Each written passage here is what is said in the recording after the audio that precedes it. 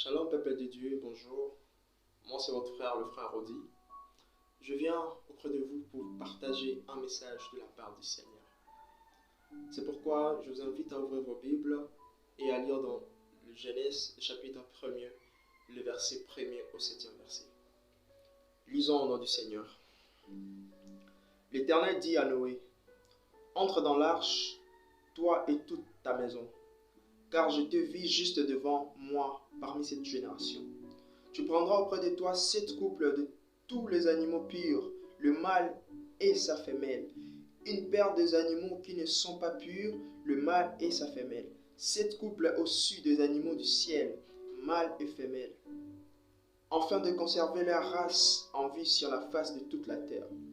Car encore 7 jours, et je ferai pleuvoir sur la terre 40 jours et 40 nuits. Et j'exterminerai de la face de la terre tous les êtres que je fais. Noé exécuta tout ce que l'Éternel lui avait ordonné.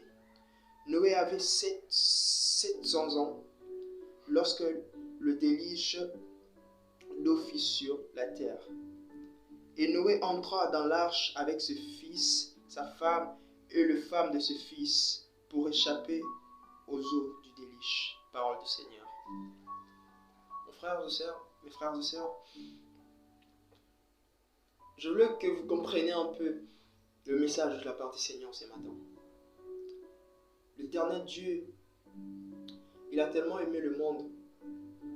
Au commencement, il a tellement aimé le monde qu'il a donné son Fils unique, afin que toi et moi nous soyons sauvés. Jésus est mort à la croix pour nos péchés. Jésus est mort à la croix pour que nous soyons en communion avec Dieu. Mais de nos jours, certains le règnent encore. De nos jours, certains ne comprennent pas la grandeur de l'acte que Jésus a fait à la croix. C'est pourquoi le Seigneur Dieu a dit à Noé, Noé, construis une barque. Mets ta famille. Je t'ai trouvé juste devant moi. Mets ta famille. Mets tes filles. Mets tes fils. Mets ta femme et les femmes de tes fils. Dieu a voulu préserver Noé et sa famille qui étaient juste devant Dieu. À travers Noé, Dieu a préservé sa famille. Et Dieu a fait tomber 40 nuits et 40 jours de pluie sur terre pour exterminer la race humaine, pour exterminer ceux qui étaient impurs devant Dieu. Et mon frère, moi je vais te dire ceci. Ce qui est en train de se passer dans ce monde, vous connaissez bien cette maladie que tout le monde parle, le Covid-19, cette pandémie qui touche le monde entier. Presque personne n'est épargné. Je vais juste te dire ceci, mon frère. Dieu a laissé accès au diable de pouvoir prendre le contrôle de ce monde avec cette maladie. Mais je vais te dire, toi frère, que cette maladie n'est pas pour la mort. Jésus dit dans Jean chapitre 11, Jean chapitre 11, le verset 4, Jésus dit, après avoir entendu cela, Jésus dit, cette maladie ne point à la mort, mais elle est pour la gloire de Dieu, afin que le Fils de Dieu soit glorifié par elle. Jésus, après avoir entendu cela, après Jésus a entendu que Lazare était mort, Lazare était malade, après que Jésus a entendu que Lazare était malade, Jésus a dit, cette maladie n'est point pour la mort, mais cette maladie est pour manifester la gloire de Dieu. Moi, je te dis, frère, que cette pandémie de Covid-19 n'est pas pour la mort, n'est pas pour ta mort à toi, mais c'est pour que la gloire de Dieu soit manifestée.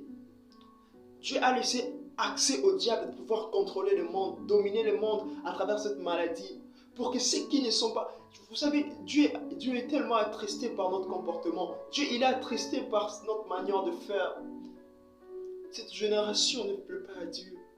Cette génération ne plaît pas à Dieu. C'est comme la génération de Noé. Dieu avait trouvé juste Noé. Dieu avait trouvé Noé juste devant ses yeux. Dans la génération de Noé, Dieu avait trouvé Noé juste. Et il a demandé à Noé de construire une barque pour préserver Noé et sa famille. Moi, je vais te dire ce matin, Jésus a besoin que tu reviennes vers lui. Oui, Jésus ne te demanderait pas de construire une barque comme ce fut le cas de Noé, mais Dieu a besoin que tu reviennes vers lui. Dieu a besoin que tu renoues le lien qui t'unissait auparavant avec Dieu, c'est-à-dire être en communion avec Dieu. Mon frère, ma soeur, Dieu a besoin de toi. Vous savez, il y a un verset de la Bible qui me fait tellement peur. Il n'y a pas un verset de la Bible qui me fait tellement peur que ce verset de la Bible que je vais vous lire. Dans Matthieu chapitre 7, le verset 22 à 23. Plusieurs me diront en ces jours-là, Seigneur, Seigneur, nous avons-nous pas prophétisé par ton nom? N'avons-nous pas chassé de démons par ton nom? Et n'avons-nous pas fait beaucoup de miracles par ton nom? Alors je leur dirai ouvertement, je ne vous ai jamais connu. Retirez-vous de moi, vous qui commettez l'iniquité. Plusieurs diront, Seigneur, je prophétisais par ton nom. Seigneur, j'ai prophétisé par ton nom. Je parlais en langue par ton nom.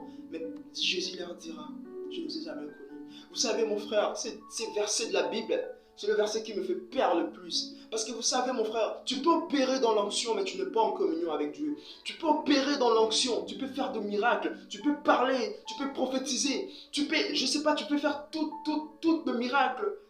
Mais si tu n'es pas en communion avec Dieu, cela ne sert à rien. Parce que ce n'est pas l'onction qui t'amènera au ciel, mais c'est la communion de Dieu qui t'amènera au ciel. C'est la communion de Dieu qui te rend juste devant Dieu. Mon frère, de nos jours, il y a plusieurs frères et sœurs qui se font appeler chrétiens. Ou même plusieurs de nos frères et sœurs. Parce qu'ils partent à l'église, parce qu'ils servent le Seigneur, parce qu'ils parlent en langue, parce qu'ils prophétisent, parce qu'ils ont l'onction de Dieu. Et les gens le voient ainsi, ils disent, wow, mon frère, lui ci c'est un homme de Dieu, lui ci c'est un homme de Dieu. Et cela te monte à la tête. Et cela te monte à la tête alors que tu sais toi-même consciemment que tu ne mènes pas une vie qui plaît à Dieu. Tu ne mènes pas une vie de sanctification et une vie de purification. Mais parce que tu opères dans l'onction. Et cela te monte à la tête, tu te dis, oui, je suis un homme du Seigneur, je suis un homme qui sert Dieu. Non, mon frère, regarde-toi intérieurement. Dis-toi qu'est-ce qui ne va pas. Dis-toi, est-ce que je suis vraiment en parfaite communion avec Dieu? Dieu, il a besoin de toi, mon frère. Il a besoin de toi. Il n'a pas besoin que, oui, c'est bien d'opérer dans l'onction lorsqu'on est dans la communion. Mais c'est mal d'opérer dans l'onction sans communion. Samson est allé coucher avec une femme philistine. Samson est allé coucher avec une femme philistine. Mais il a opéré dans l'onction. Lorsqu'il a demandé à Dieu, dis, donne-moi ta force. Dieu l'a donné la force. Et il a tué tout le Philistin qui était là. Il a opéré dans l'onction, mais il n'était plus en communion avec Dieu. Vous voyez à quel point tu peux opérer dans l'onction, mon frère, mais tu n'es pas en communion avec Dieu. Dieu, il a besoin de toi. Dieu, il a besoin de vrais adorateurs qu'il adore en esprit et en vérité. Il a besoin de vrais adorateurs qui soient en communion parfaite avec lui. Mon frère, c'est pourquoi je t'invite ce matin, avec cette atmosphère, avec ces moments prophétiques, je t'invite ce matin à revenir vers ce Dieu-là. Oui, je te dis, cette maladie n'est pas pour la mort, mais cette maladie est pour manifester la gloire de Dieu dans ta vie. Cette maladie est pour manifester la gloire de Dieu dans ta vie. J'ai lu un témoignage, j'ai regardé à l'internet, dans la télévision, dans un pays européen, où tout le monde s'est réunissé à l'extérieur pour s'agenouiller devant le Dieu, le Père, pour prier Dieu. Parce qu'ils ont compris qu'il n'y a qu'un seul Dieu. Dieu a laissé accès au diable pour que tu comprennes, pour que tu reviennes vers lui, pour que tu reviennes vers celui qui t'a aimé le premier, pour que cette communion que tu avais avant avec Dieu, que tu aies encore cette communion de nouveau. Afin que Jésus-Christ ne soit mort en vain. Mon frère, Jésus-Christ n'est pas mort en vain. Jésus, il a besoin de toi, il a besoin de moi. Il a besoin que nous le servions vraiment en esprit, en vérité, que chaque fois que tu te réveilles le matin, que tu aies cette envie-là de pouvoir rendre gloire à Dieu, que tu aies cette envie de faire plaisir à Dieu par ta façon de faire, par ta façon de marcher. Parce que laisse-moi te dire, Jésus n'a jamais été surpris par un événement. Jésus n'a jamais été surpris par un événement. Il voit la fin d'une chose avant même son commencement. Dieu savait que ce moment allait arriver. Il le savait clairement. Il le savait parfaitement. Il le savait parfaitement. Dieu savait parfaitement que cet instant allait arriver. Et il a besoin de toi. Il t'a dit de ne pas paniquer. Toi, le fils de Dieu, toi, la fille de Dieu, toi, sa servante, son serviteur, il t'a dit de ne pas paniquer. Parce que cette maladie n'est pas pour la mort. Cette maladie n'est pas pour la mort. Mais cette maladie est pour manifester la gloire de Dieu dans ta vie. Alors mon frère, je t'invite à revenir vers Dieu. Je t'invite à revenir vers celui-là qui t'a aimé le premier. Arrête ta vie. Arrête la vie que tu es en train de mener.